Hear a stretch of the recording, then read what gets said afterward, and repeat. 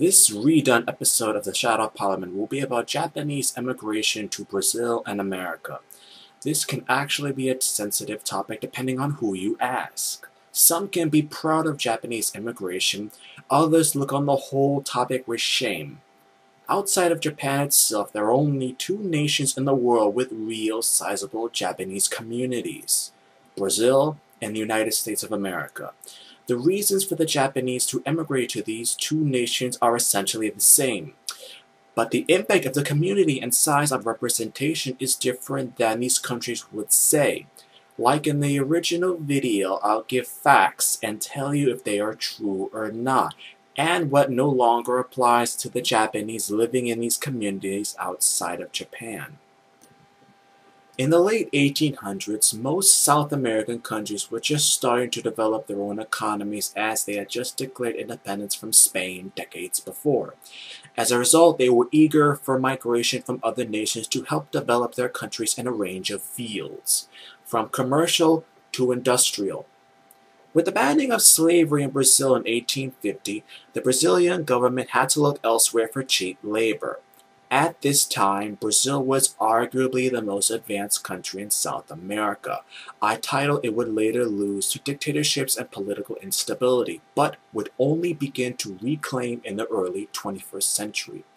At first, the Brazilian government would ask some European countries to send workers to their country, migrants. But these nations would not exactly be up for sending their citizens to Brazil, out of concerns for their safety, such as working conditions once they got there, how their citizens would be treated by employers, and out of fears for the country's stability. The Brazilian Empire had just formed a few decades before. The concern was so high that Italy even banned immigration to Brazil for a number of years after that. So the focus now goes to Japan. With the end of feudalism in Japan, the start of modernization, this was the Meiji era. Japan was in recession, coping returning from a rural economy to a newly industrialized nation.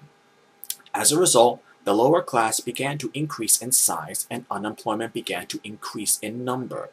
As a result, more or less, a plan was brought up between the Japanese and Brazilian governments to send Japanese workers to Brazil. Fact number 1. The Japanese migrated to Brazil in mass numbers. False. As with the policy at the time, there were never mass droves of immigration to Brazil, even though some may claim this or wish that this had happened. Immigration would officially begin in 1908 on the famed ship the Katsumaru. A small fixed number of Japanese would go to Brazil over a period of time. Fact number 2. Did the Japanese think that by going to Brazil, they would get rich quick? True.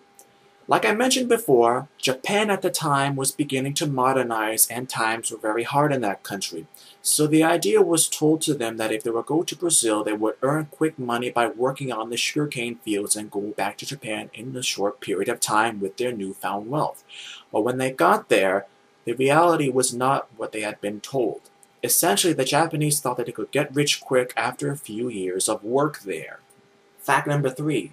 The Japanese thought that when they got to Brazil, there would be good working conditions and that they would be treated with respect. True. When the Japanese got to Brazil, they found out that there were harsh living conditions and backbreaking work for little pay. Added to this, they were not treated properly or with respect. They were viewed as foreign and thus could be taken advantage of, which they were in many ways. Fact number 4. The Japanese workers thought they would only be in Brazil for a short period of time. True. When the Japanese got there, they thought they would only work in Brazil for a short time, and would soon be able to leave with good money in their pockets and go back to their families in Japan. But the truth is that many Japanese migrants soon became indebted to their Brazilian employers. The Japanese actually had to pay to go to Brazil and thought that once they had their wealth, they would simply pay back their Brazilian host and be on their merry way home. As a result, many spent their entire lives there, thinking, this isn't what I was told, this was not what I had expected, I should not have left Japan for this. I'll actually give a personal example. In Hawaii, which I will talk about as well, I know this good friend of mine. Her grandfather's brother emigrated to Brazil before World War II. He was told great things about Brazil, but once he got there, it was not as he envisioned. He had actually wanted to go to Hawaii originally, but was later suggested to go to Brazil instead. So he did, thinking that there was nothing wrong with that. After working in Brazil for 3 years, he managed to save enough money to bribe a Brazilian ship's captain to smuggle onto a ship headed for Hawaii. Once he got to Hawaii, he spent the rest of his life there. I actually asked about his experience once, and he said that when comparing work between Hawaii and Brazil, he would have chosen Hawaii. If he had the choice of changing his decision and going to Hawaii in the first place, he would have done so. As a result, for the rest of his life, he had negative and bitter feelings about Brazil due to his personal experiences there. Fact number 5. The Japanese Brazilians were not treated fairly during World War II. True. With Japan committing war crimes and atrocities in Asia, and with the attack on Pearl Harbor in Hawaii, the Brazilian government decided to cut diplomatic relations with Japan, and people of Japanese descent in Brazil were treated differently, much like in America during that time. The Japanese were not taught their language or culture, only Portuguese. As a result, the Japanese Brazilians would begin to integrate into Brazilian society and culture. Up until that point, the Japanese mostly stayed within their local communities. Interracial marriage was not really common before this time either. Fact number 6. Are the Japanese Brazilians in Japan treated fairly? False. I can say with most certainty that they're not. One example is that the Japanese dialect they may be speaking can be possibly outdated because the Japanese Brazilian in question may have learned the language from a relative in Brazil. This is from a Japanese Brazilian going to Japan, by the way. Also, some may face racism because they are mixed. They're multiracial.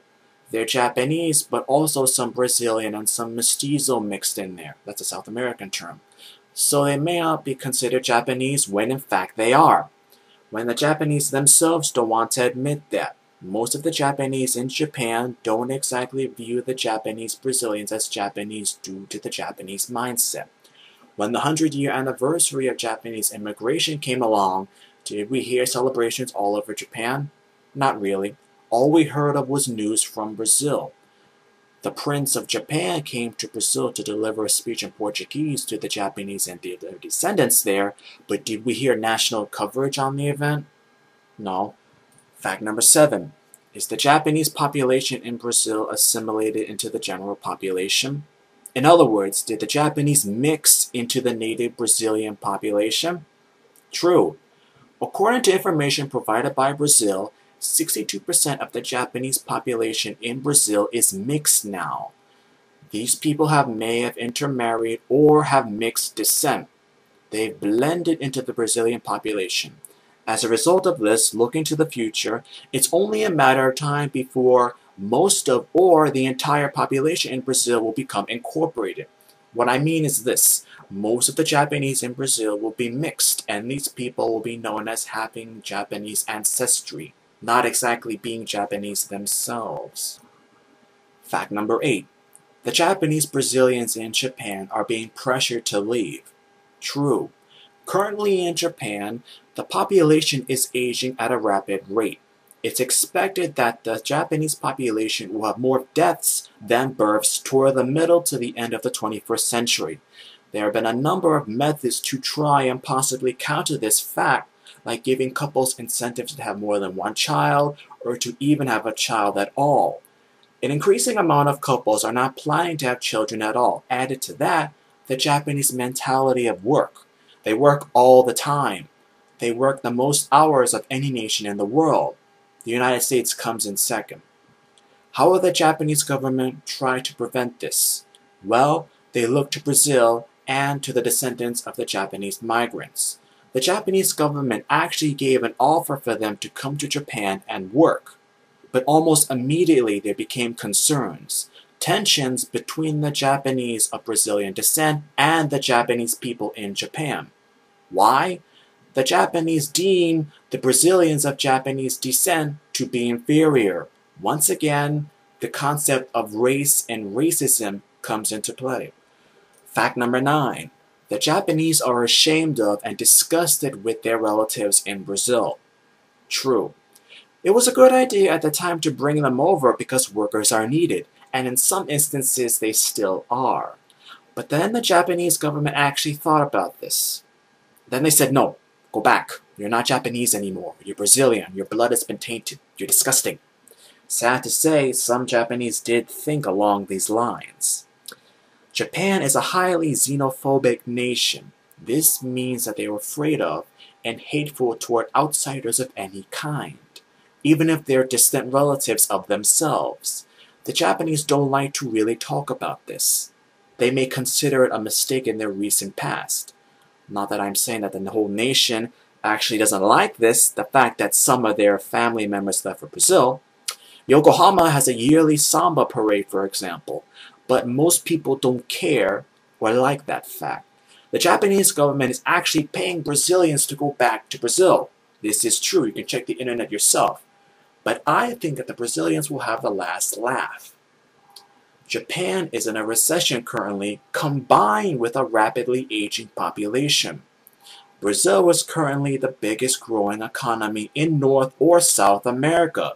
All the jobs are there, so I can bet many Brazilians in Japan are heading back for the opportunity.